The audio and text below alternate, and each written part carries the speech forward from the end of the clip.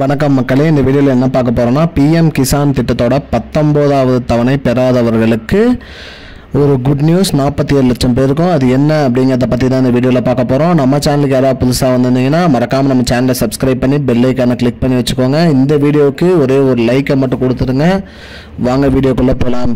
பொதுவாக பார்த்திங்கன்னா பிஎம் கிசான் திட்டம், இந்த திட்டம் பார்த்திங்கன்னா மத்திய அரசால் கொண்டு வரப்பட்ட திட்டம். இந்த திட்டத்தின் மூலிமா பார்த்திங்கன்னா விவசாயிகளுக்கு ஆண்டுதோறும் 6000 ரூபாய் வழங்கிட்டு வராங்க. அந்த வகையில் பார்த்திங்கன்னா 3 தவணைகளாக 2000 ரூபாயாக வழங்கிட்டு வராங்க. இந்த திட்டம் துவங்கப்பட்ட 6 ஆண்டுகள் நிறைவடைஞ்சிருக்கு. அந்த வகையில் பார்த்திங்கன்னா 18 தவணை வழங்கிட்டாங்க. 19வது தவணை பார்த்திங்கன்னா ஒரு 10 நாளைக்கு முன்னாடி தான் அனைத்து வாடிக்கையாளர்களோட வங்கி கணக்குக்கும் போட்டிருந்தாங்க.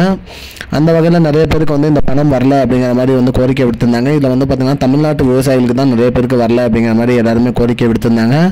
அந்த வகையில் பார்த்திங்கன்னா தமிழ்நாடு அரசு இதுக்கு ஒரு முக்கிய வேண்டுகோள் ஒன்று எடுத்திருக்காங்க. அதாவது பார்த்திங்கன்னா தமிழக வேளாண் துறைக்கு அறிக்கை கொடுத்துருக்காங்க.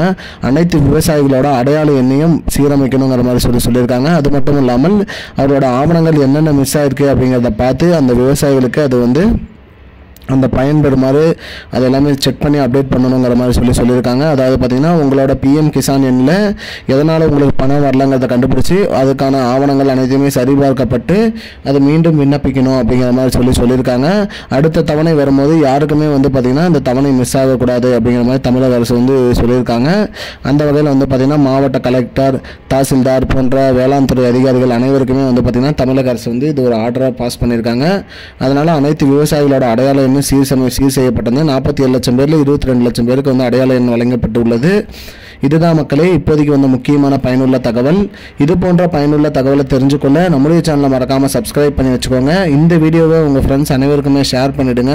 நன்றி மக்களே, இன்னொரு வீடியோவில் சந்திப்போம். I don't understand your jokes, man. Because it's not a joke.